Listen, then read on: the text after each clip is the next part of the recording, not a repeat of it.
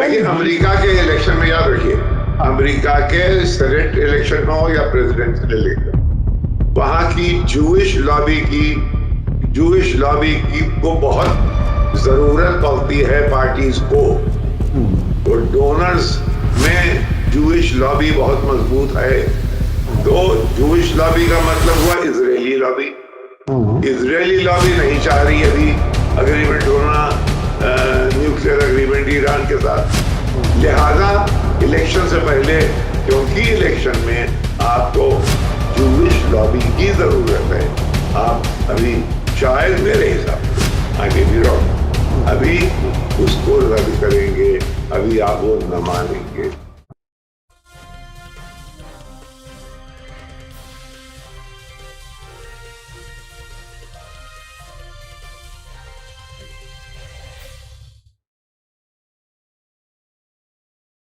Hello, नमस्कार, आदाब, सत श्री अकाल और अस्सलाम वालेकुम। मैं हूं मोहम्मद अहमद काज़मी, लेकर आया हूं आपका पसंदीदा कार्यक्रम आपके रूबरू। इस कार्यक्रम में हम आपको कुछ ऐसे बड़े लोगों से मिलवाते हैं जो खबरों की तह तक जाकर के हमें कुछ और हकीकतें बताते, जो आमतौर पर आपको मीडिया में नहीं मिलती। इस वक्त हम आज फिर संडे है और सईद नकवी साहब की खिदमत में है और एक बहुत बड़ा वाकया हुआ है। यूक्रेन जंग जो 24 फरवरी को शुरू हुई थी, यूक्रेन के खिलाफ रूस का जो स्पेशल फौजी ऑपरेशन था, उसके नतीजे अब आने शुरू हो गए हैं। 4 वो इलाके जो यूक्रेन के रूस ने अपने कब्जे में किए थे, रूस ने अपने साथ, अपने मुल्क के साथ उनको एनेक्स कर लिया है, अपने साथ शामिल कर लिया है। ये एक बहुत बड़ी खबर है। एक तरह से जुग्राफियाई तब्दीली इस इलाके में हो रही है। 1990-91 के बाद में जो सोवियत यूनियन बिखरा था, उसके बाद फिर से कुछ टुकड़े वापस मिल रहे हैं रूस के साथ। ये एक बहुत बड़ा वाकया है। इसके अलावा ईरान में जो पिछले हफ्ते बहुत से प्रोटेस्ट हमने देखे, उसके बाद अब ईरान ने इराकी कुर्दिस्तान में, उसका कहना है कि अपने मुखालिफ टेररिस्ट ग्रुप्स पर उसने हमले किए हैं और वो बहुत ही जोरदार हमले हुए हैं। उसमें एक अमरीकी के मारे जाने की भी खबर है। इराक के अंदर भी अब इमाम हुसैन का चेहलुम खत्म होने के बाद मुक्तदा सदर के लोगों ने फिर से कुछ ऐसे प्रोटेस्ट, कुछ ऐसे हंगामे शुरू किए हैं जिसपे फिर शक हो रहा है कि हालात और बिगड़ सकते हैं। सईद नकवी साहब, वेलकम है आपका। मीडिया स्टार वर्ल्ड को आप हमें वक्त दे देते हैं, उसके लिए बहुत बहुत शुक्रिया। आप बताइए कि ये जो पुतिन ने जो ऐलान किया है, जिस पर यूनाइटेड नेशन सिक्योरिटी काउंसिल में भी रेजोल्यूशन लाने की कोशिश की गई, वीटो हो गया रूस की तरफ से, और चीन और भारत एब्सटेन किया है उसमें। ये क्या कुछ है जुग्राफियाई तब्दीली, इसका क्या कुछ आगे असर होने वाला है? नेटो के फैलाने की बात हो रही थी, अब मामला चार मुल्कों ने अब्सटेन किया है, चीन, भारत, ब्राजील और गैबॉन। ये अफ्रीका भी आ गया इसमें, यानी वो अमेरिका के साथ नहीं गए हैं। और ये उस बावजूद इसके कि जयशंकर साहब की बहुत लंबी मुलाकात हुई एंथनी ब्लिंकन से और प्रेस कॉन्फ्रेंस हुई। उस प्रेस कॉन्फ्रेंस में बहुत ही दोस्ताना बातें भी हुई और कुछ तीखी तीखी बातें भी हुई। बहरहाल ये कि अब वो एक दोस्ती के पैंग भी बढ़ रहे हैं, लेकिन हिंदुस्तान अपनी जगह मोहतात भी है। ये दरअसल किस्सा यूं है, हम शुरू में इश्क में अक्सर ये मरहले आते हैं कि दिल कुछ कहता है और दिमाग कुछ कहता है। तो इस वक्त हिंदुस्तान का दिल अमेरिका की तरफ है, लेकिन दिमाग ये कह रहा है कि ये शायद सही नहीं है। बहरहाल आपके सवाल जो है वो है डोनेस्क है, ज़ेप्रोटिन्का है, केरसोन, लुगान। इनके प्रोनाउंसिएशन में जरा सा मुझे दिक्कत है। ये 4 वो इलाके हैं जो कि जहां के रूसी स्पीकिंग, रशियन स्पीकिंग लोग ज्यादा थे और जिनके ऊपर के 2014 में जब कू हुआ तो उसके उस वक्त बहुत ज्यादा जुल्म किए गए। कोई 14,000 ही लोग मारे गए थे जो रशियंस थे, और उसका तस्करा वेस्टर्न मीडिया नहीं करता है। वेस्टर्न मीडिया सिर्फ एक वन साइडेड व्यू देता है। तो उसको जब उन्होंने उसको अपने कब्जे में कर लिया, और जो उनकी पार्लियामेंट है डूमा, वहां उसको रेटिफाई कर दिया गया, और इन तीनों चारों के लीडरों ने कागजों पर दस्तखत कर दिए, तो अब तो भैया खेल खत्म और पैसा हजम। वहां का तो ये हाल। अब रही बात की जंग और आगे बढ़ेगी, जाहिर है कोई ना कोई रिटेलिएशन होना चाहिए, लेकिन जो मैं समझ रहा हूं, पुतिन साहब की स्पीच पूरी पढ़ना चाहिए। वो कोई 20-25 पेज की बड़ी लंबी चौड़ी स्पीच है, और उसमें उन्होंने अपने दिल की सब सारी रुदाद, वेस्ट का क्या रवैया रहा है, वेस्ट का ये जो यूनिपोलर वर्ल्ड का शौक, वो हेजेमनी और दुनिया को एक्सप्लॉइट करना, ये जो है वो हमें अपनी एक कॉलोनी बनाना चाहते हैं। और रूस है, ये वो मुल्क है जिसने जो लोग इसमें जिसने बुरी नजर से रूस को देखा है, उसको अपने मुंह की खानी पड़ी है। उनका इशारा था कि दूसरी जंग अजीम में जब हिटलर की फौजें बहुत आगे बढ़ गई, तब 20 मिलियन लोग, यानी वेस्ट इस बात का तस्करा नहीं करता, 26 million Russians sacrificed their lives to save Europe from Hitler and of course Russia, Soviet union ने। तो ये है, उसने बिल्कुल दो टूक की बात कही है कि भाई देखो, अब आर पार की है, तो हम तुमको ये समझते हैं, हम तुमको ये करने नहीं देंगे। और ये हमारा इलाका था, ये हमारे पुराने इनसे आबाई ताल्लुकात हैं 1000 साल से, और हमने उनको अपने अंदर सम कर लिया है। कम क्या कर लिया है, वो घर वापस आ गए हैं, और वो रूस का एक अटूट अंग है। अब यहां से किस्सा आगे बढ़ता है। अब उधर है क्या कि इस किस्से को किसी ना किसी तरह से अमेरिकन खींच के ले जाना चाहते हैं नवंबर तक। ये आपसे पहले भी कह चुका। देखिए, उनके टारगेट में 2-3 हैं। अब साथ साथ इससे ज्यादा अहम एक चीज और हुई है। नॉर्थ स्ट्रीम के 2 हैं, नॉर्थ स्ट्रीम 1 और नॉर्थ स्ट्रीम 2। नॉर्थ स्ट्रीम क्या है? ये जो गैस रशिया से यूरोप को लाती है, ये यूक्रेन के इलाके से को स्कर्ट करती हुई, यानी उससे बाहर से, और ये समंदर के जरिए समंदर के नीचे है। ये इससे यूरोप की वार्मथ रहती है, इससे यूरोप की इंडस्ट्री चलती है। अब आपने क्या कहा है कि साहब दूसरी जंग अजीम में हमारी फौजें वहां मौजूद हैं, जर्मनी खबरदार, अगर तुमने नॉर्थ स्ट्रीम, यानी नॉर्थ स्ट्रीम जर्मनी ने नहीं मना की, अमेरिका ने मना की, वो नहीं चलने देंगे हम। देखिए, एक तारीख का एक जरा सा वाकया सुना देता हूँ। वो ये कि वारसाई ट्रीटी, जब पहली जंग अजीम हुई, तो उसमें वारसाई ट्रीटी में बहुत से ऐसे क्लॉजेस थे जो कि इंसल्टिंग थे जर्मन प्राइड के लिए।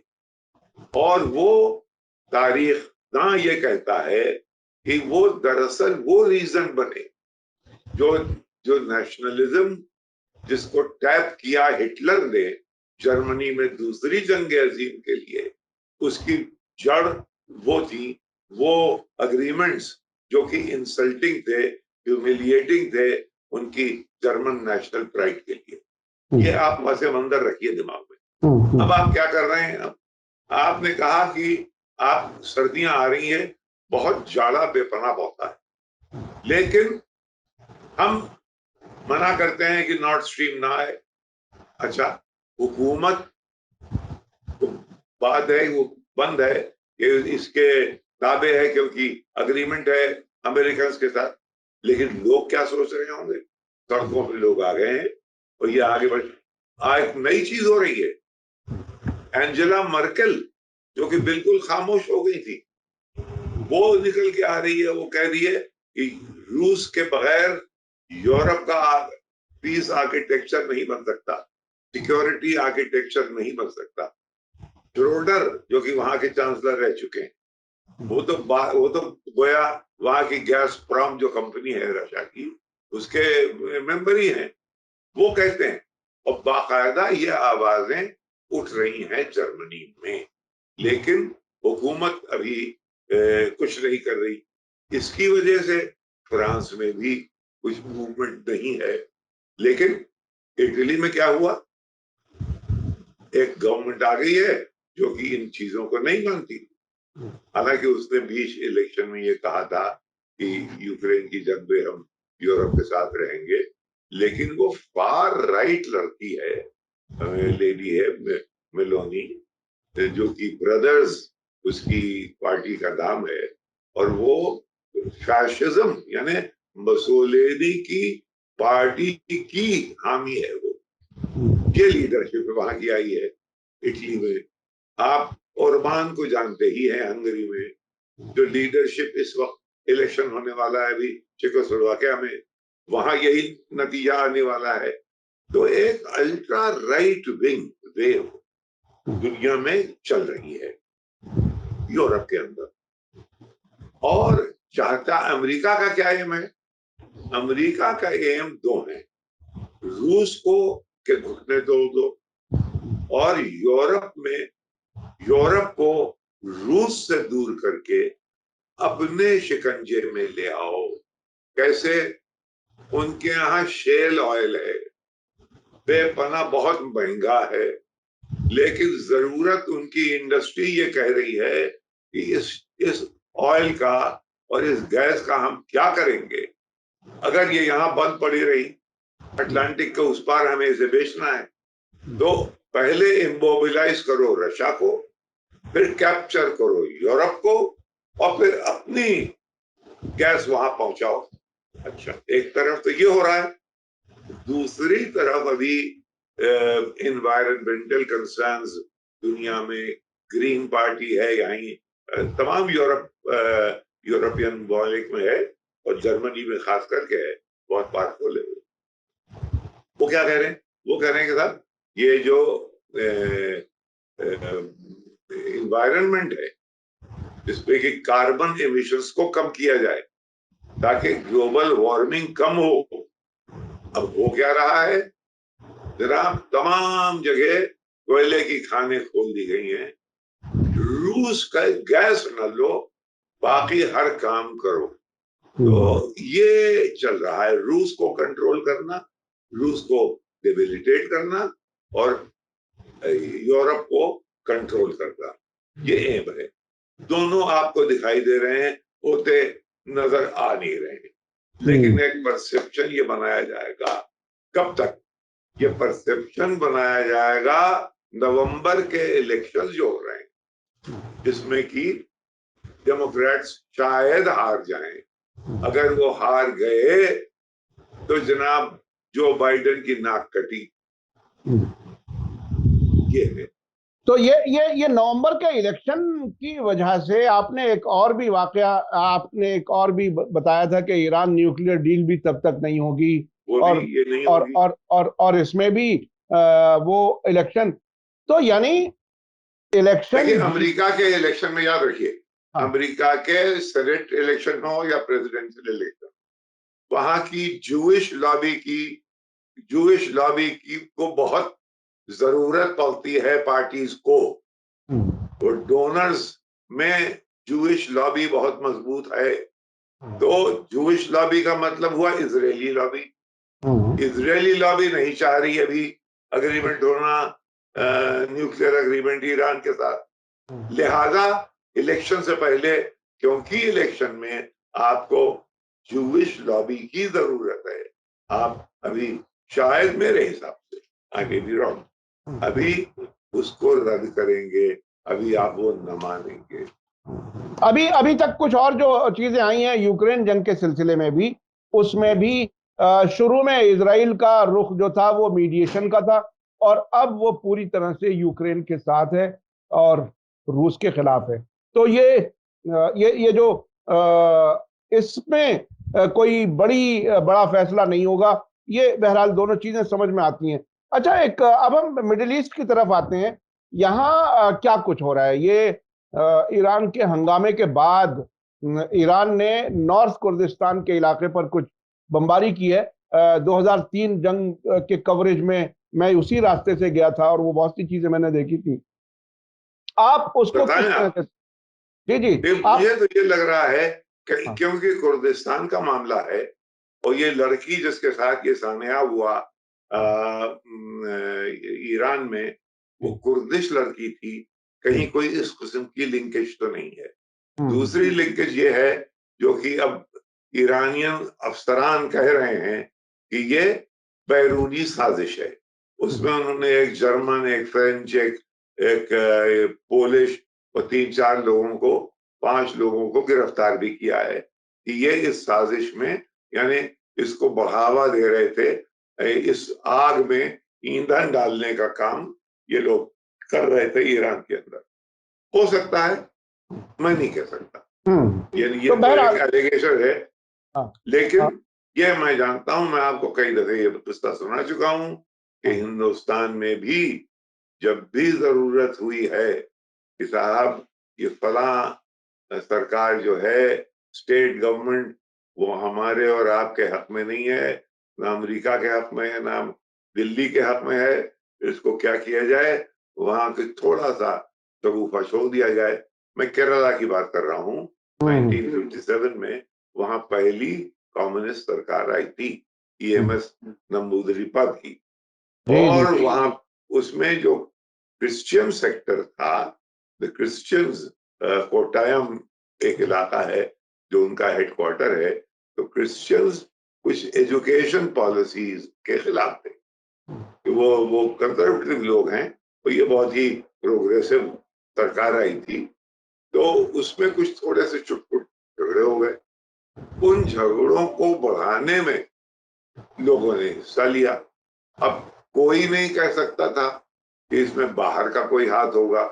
आखिर में जाके एलिजाबेथ बंकर ने अभी हाल में कुछ कुछ साल पहले, कोई 10 साल पहले, ये एक इंटरव्यू दिया कोलंबिया के एक पॉडकास्ट को कि हाँ, मुझसे मदद मांगी गई थी, हम लोग नहीं चाह रहे थे कि कम्युनिज्म इस तरह से हिंदुस्तान में फैले। तो कहने का मतलब यह है, इस डिविएशन का मतलब सिर्फ यह था, डाइग्रेशन का, कि इस किस्म की जहां भी एजिटेशंस होते हैं, उसमें ईंधन डालने का काम अक्सर बाहर की बैरूनी इंटेलिजेंस एजेंसीज करती हैं।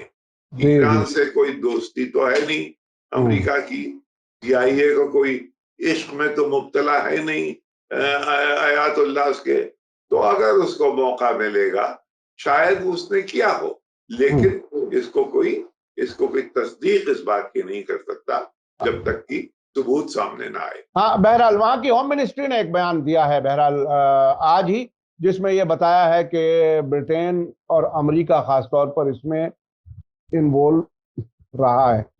अब ये मिडिल ईस्ट में एक और बहुत बड़ा वाकया हो रहा है, वो ये कि पिछले कुछ महीनों में इजराइल के ऑक्युपाइड वेस्ट बैंक में यहूदियों के खिलाफ, इजराइलियों के खिलाफ हमले बढ़े हैं, और उसके जवाब में इजरायली कार्रवाइयां भी बढ़ी हैं। जेनिन में खास तौर पर, जहां 11 मई को अल जजीरा की जर्नलिस्ट का भी कत्ल हुआ था, शेरी अबू अकले का, वहां वहां अभी हाल ही में एक और कार्रवाई हुई है। 4 या 5 फिलिस्तीनी कत्ल हुए हैं। अभी आपको क्या लगता है, जो मई 2021 में एस्केलेशन हुआ था, क्या कुछ उस तरह का कुछ फिर से होने के इम्कान है? क्या कुछ है इजराइल? ये जिसे कहते हैं कि कीप द पाउडर ड्राई। अभी सारी दुनिया की नजर जो है वो एक बड़े मार्के पे है, जो कि यूक्रेन पे है। लेकिन उस बीच में वो ग्राउंड लूज नहीं करना, क्यों हर एक तैयार है, वो ग्राउंड लूज नहीं करना चाहते, लिहाजा जो टेम्पो बना हुआ है उसको बढ़ाए रखेंगे। देखिए वेस्ट बैंक जो है ये बड़ा अजीब और गरीब इलाका है। ये कौन सा शहर शहर आप दो चार नाब्लस। नाब्लस। नबलूस। हाँ। अरे साहब नबलूस सुनिए, आप नबलूस इत्तेफाक से मैं खामोशी, उन दिनों में हिंदुस्तानी पासपोर्ट में वो इजरायली अपना ठप्पा नहीं लगाते थे, वो अलग से या तो दे देते थे पर्ची या आपको दो पासपोर्ट लेके चलना पड़ता था, इसराइल के लिए, साउथ अफ्रीका के लिए, सदर्न रोडेशिया के लिए। ये था जमाना। उसमें तो वो दूसरा पासपोर्ट इंडिया के अलावा किसी और इंडिया मुल्क का इंडिया इंडिया का पासपोर्ट था, लेकिन अच्छा। उसमें आप हुकूमत से इजाजत लेके उसमें आप ठप्पा लगा के जा सकते थे, सही यानी सही। वो इस तरह से चलता था। प्रेस वालों के लिए उन दिनों में प्रेस वालों की जरा सी वक्त थी मियाँ, समझे, जो आजकल समझे वो अब तो इज्जत सादात भी गई, अब तो कुछ नहीं। वहां उन दिनों में इज्जत की, प्राइम मिनिस्टर तक बात चली जाती थी कि भाई ये हैं और हम, अरे जो भी किस्से कभी आगे चल के सुनाएंगे। तो नबलूस में मैं गया और खैर बात हो गई, मिले जुले कुछ लोगों से, कुछ अरब से मिले, कुछ ये यहूदी लोग ले गए थे, उनसे बात हुई। उसके बाद में बात भूल गया और कई बरसों के बाद मैं पहुंचा बगदाद। तो बगदाद में उनके जो इंफॉर्मेशन के डायरेक्टर, उन्होंने मुझे लंच के लिए बुलाया। मैं साहब सूट पहन के लंच के लिए हाजिर हो गया। एक कोई खातून और थी, खैर बातें होती रही। कह लिए ये बताइए नकवी साहब कि फला तारीख को फला दिन जब आप नबलूस गए थे तो वहां आपने क्या देखा, आप बताइए। कई साल पर इंटेलिजेंस इन ममालिक में एक दूसरे के बारे में बहुत मुस्तहकम है, खासकर सद्दाम हुसैन के जमाने में। अब मुझे नहीं मालूम उन दिनों में, तो यानी बताइए कि परसों पुरानी बात, वो मुझे डेट बता रहा है कि फला डेट फला ने आप नबलूस गए, और मैं खामोशी से गया था भाई। तो भाई घर पे झुका ली मैंने कहा हाँ भाई गए थे, जर्नलिस्ट हैं, जाना पड़ता है यहाँ वहाँ तमाम जगह। हम तो फलस्तीनों को हमला करते हुए भी हमने देखा है कि इसराइल के ऊपर, अगर इसराइलियों को ये पता चल जाए तो हमें अपने यहाँ कभी ना आने दें। तो हम तो भैया उन लोगों में से हैं, वो मदारी है कि जो जो हमें खबर दे दे हम वहां चले जाते हैं। ये किस्सा था नबलूस का। तो इस वक्त मामला ये है कि इस मामले को गर्म रखना चाहिए, और दूसरे ये असरात वेस्ट बैंक की में तो रमला भी है ना, ये यहाँ पे यानी आप पैलेस्टीनियन अथॉरिटी को अगर अंडरमाइन करने में हमास नुमा ग्रुप्स जो हैं वो आगे बढ़े, एक तो गाजा में तो है ही है, लेकिन वेस्ट बैंक में भी अगर और आगे बढ़ जाएं, क्या वही नहीं, ये हो सकता है ये भी तैयारी हो, क्योंकि अभी अभी अभी मैं नकवी साहब आपको एक चीज बताऊं, अभी पिछले दिनों इजराइल की तरफ से एक बयान था कि पैलेस्टीनियन अथॉरिटी नॉर्थ वाले हिस्से में वेस्ट बैंक के, उसका कंट्रोल कमजोर हो रहा है और उसे चाहिए कि कंट्रोल करे फिलिस्तीनी अथॉरिटी की तरफ। हाँ ये हाँ। पैलेस्टीनियन अथॉरिटी में महमूद अब्बास साहब की, हमारे गांव में लोग कहते हैं, गांव में की बोली में कहते थे, भैया की कोई सुनता ही नहीं। तो उनका यह आलम है कि भैया की कोई सुनता ही नहीं। मैं उन भैया की तरफ से क्या कहा गया वो भी मैं बताऊं। उन्होंने जवाब में यह कहा कि इजरायली फोर्सेस इस इलाके में अक्सर फौजी कार्रवाइयां करती रहती हैं और इससे हमारी क्रेडिबिलिटी को नुकसान होता है। ये फिलिस्तीनी अथॉरिटी ये कह रही है। तो इसमें अब देखिए बहुत ही दिलचस्प है, क्योंकि मैं अक्सर अपने दर्शकों को बताता हूं कि वो इजराइल और अमेरिका के इशारे पर बहुत कुछ करते हैं, और 2021 के बाद में तो बहुत से फिलिस्तीनी नौजवानों को गिरफ्तार करने में फिलिस्तीनी अथॉरिटी ने बहुत काम किया इजराइल। तो इनका आखिर क्या होगा? एक जमाना था जब टू स्टेट वाला भरोसा दिया जाता था, अब वो भरोसा भी खत्म हो गया। आखिर क्या होगा महमूद अब्बास और इस तरह के लोगों का? महमूद अब्बास देखिए, अभी पहले वेस्ट एशिया की जब गुत्थी सुलझेगी, गैर मुमकिन है कि हालात की गुत्थी सुलझे। अहले दानिश ने बहुत सोच के उलझाई है, तो इसलिए ये गुत्थी सुलझते सुलझते अभी इसमें वक्त लगेगा। लेकिन फ्यूचर जो है, वो फ्यूचर में महमूद अब्बास साहब हमको नहीं दिखाई दे रहे। हमको फ्यूचर अगर मैं देखूं एक विजन लेके, तो उसमें महमूद अब्बास, बल्कि पैलेस्टीनियन अथॉरिटी ही, उसमें ये दूसरी ग्रुप जो है हमास, नुमा और अखवान नुमा, ये बढ़ेंगे मेरे ख्याल में। और आप देखेंगे कि अभी ये एक हंगामा शुरू होगा इजिप्ट में कभी न कभी। कब तक दबा के आप रखेंगे लोगों को? अच्छा, एक आखिरी सवाल बहुत ही अहम है, क्योंकि आपने हमास नुमा जैसे ग्रुप का भी जिक्र किया। आप एक तरफ तो इस इलाके में आयतुल्लाह खामेनाई कहते हैं कि 25 साल से ज्यादा वो बचेगा नहीं, जिसकी मुद्दत 2040 में तकरीबन खत्म होती है उनके हिसाब से। एक तरफ इजराइल को कुछ मजबूत देखने वाले लोग हैं, नॉर्मलाइजेशन का प्रोसेस चल रहा है कुछ अरब मुल्कों के साथ। आप इजराइल को मजबूती की तरफ बढ़ता हुआ देख रहे हैं या कमजोरी की तरफ? वैनिश होना तो मैं इसलिए नहीं कहूंगा कि जाहिर है, यकीन से कैसे कहा जाए। देखिए, ये सब चीजें मुनहसर हैं वेस्ट के हालात पे कि बरसरे इख्तिदार कौन रहता है यूक्रेन के बाद।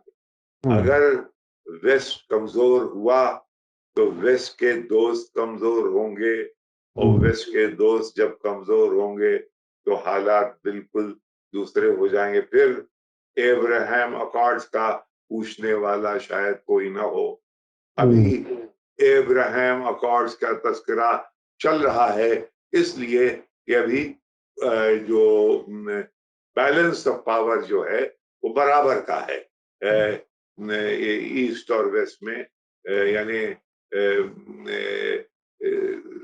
यूरोप, वेस्ट और नॉन वेस्ट, वेस्ट और नॉन वेस्ट का जो बैलेंस ऑफ पावर है वो अभी तकरीबन बराबर है, कांटे पे है। वो जिस दिन आपको कम दिखाई दे लगा, उस दिन एब्राहम अकॉर्ड जनाब अली खिड़की के बाहर चले जाएंगे। ये बहुत ही अहम बात है। और जो आपने बात शुरू में कही थी कि यूरोप को भी अमेरिका अपने कंट्रोल में करना चाहता है, और वहां गैस के कीमतें बढ़ रही हैं, महंगाई बढ़ रही है, अवाम वहां की हुकूमतों के साथ रहेगी, यानी अमेरिका के साथ रहेगी, या अलग कोई आवाज उठाएगी? वो भी मैं समझता हूं काफी इंपॉर्टेंट होगा आने वाले वक्त में, क्योंकि वहां बहरहाल अभी डेमोक्रेसीज बाकी हैं। आप मतलब पब्लिक मूड किस तरफ जाता हुआ नजर आ रहा है? देखिए, पब्लिक मूड देख लिया आपने क्या हुआ। तो ये इटली में पब्लिक मूड ये है। पब्लिक मूड अभी हाल में आपने देखा, जो असेंबली के इलेक्शन थे फ्रांस में, उसमें एक तरफ कम्युनिस्ट चलते चले जा रहे थे, तो जो मिडिल में है मैक्रोन के फोर्सेस, उन्होंने लपक के उनको वोट दिलवा दिया लपेन को, मरीन लपेन। वो जनाब अली इस वक्त वो बहुत बड़ी फोर्स है, नंबर 3 है असेंबली में, लेकिन फिर भी हैं। और तो ये जो बिल्कुल डेमोक्रेसी जो है वो खतरे में है। अभी डेमोक्रेसी खतरे में है। अभी आप देखिए, इसी महीने के आखिर में एक बहुत बड़ा टेस्ट होगा डेमोक्रेसी की, एक तो डेमोक्रेसी बहुत कम रह गई है दुनिया में, जिसको कि क्लासिकल लिबरल डेमोक्रेसी कहते हैं, बहुत कम। इलेक्शन हो रहा है ब्राजील में, एक साहब हैं बोल्सोनारो, जो कि उन्होंने कह दिया है, यानी उन्होंने बाकायदा ऐलानिया कि अगर हम इलेक्शन हार गए तो ये जान लीजिए कि इलेक्शन रिग हुआ, अगर रिग हुआ तो फिर हम हर पैतरा खेलेंगे, और वो पैतरे उनके साफ हैं, वो फौज से कहेंगे कि कू कर दो। तो अभी 30 अक्टूबर को एक बहुत बड़ा, मैं आपको वार्न कर रहा हूं, बहुत बड़ा मार्का होने वाला है ब्राजील में, और अगर कहीं ये लूला की लेफ्ट सरकार जीत गई तो पूरे वातावरण में, पूरे एटमॉस्फेयर में, लैटिन अमेरिका और दुनिया में एक बहुत बड़ी ठेस लगेगी यूरोपियन, अमेरिकन, वेस्टर्न इंटरेस्ट को। तो ये यूक्रेन जंग के बाद एक और बड़ा झटका लग सकता है। यूक्रेन जंग अभी चलती रहेगी, उसी बीच में ये होगा, यानी वेस्टर्न ताकतें, वो जो एक नैरेटिव बन रहा है और जो समझा जा रहा है कि ताकत का मरकज वेस्ट से हट करके ईस्ट की तरफ आ रहा है, तकरीबन उसी में एक झटका और ब्राजील की तरफ से भी लग सकता है। ये आप जी, और यूरोप का जी, और यूरोप का क्या हाल होगा सर्दियों में? वहां के लोग कितना अमेरिका के खिलाफ खड़े होंगे, अपनी हुकूमतों के खिलाफ खड़े होंगे। कुछ लोग जैसे फ्रांस है, फ्रांस की बिजली जो है वो खुद, ये फ्रांस की फोरसाइट थी उनके लीडर्स की और डिगॉल वगैरह की, कि उन्होंने न्यूक्लियर पावर पे जोर डाला, तो उनकी बिजली इस हद तक निर्भर नहीं है, डिपेंड नहीं करती रशिया पे, उनके पास बिजली है, लेकिन इंडस्ट्री यूरोप की बैठ जाएगी। यानी ये बताइए, इतना बड़ा, पहली दफा ये लग रहा है कि अमेरिका का अटलांटिक के उस पार होना इस कदर एक इम्पोर्टेंट फैक्टर है कि वो यहाँ पे ये खेल खेल सकता है, और खुद वो महफूज है। एक तरफ पैसिफिक ओशन है, एक तरफ अटलांटिक ओशन है, अगर उसको नुकसान पहुंचाना है तो एरियल रूट ही है, और एरियल रूट का मतलब है बहुत बड़ी जंग। जी जी जी जी, बहुत बहुत शुक्रिया सईद नकवी साहब, आपने एक तरह से पूरी दुनिया का नक्शा, जिस तरफ दुनिया की सियासत बढ़ रही है उसके बारे में बताया। और फिर बात वही है कि यूक्रेन जंग पर बहुत कुछ डिपेंड होने वाला है। ब्राजील के इलेक्शंस का आपने जिक्र किया, और साथ साथ आपने बताया कि अगर वेस्ट कमजोर होगा तो उसके दोस्त भी कमजोर होंगे, यानी इजराइल भी और कमजोर हो सकता है। ये बहुत ही अहम नतायज आपने दिए। बहुत बहुत शुक्रिया। इसी के साथ मुझे दीजिए इजाजत। धन्यवाद, शुक्रिया। जय भारत, जय हिंद।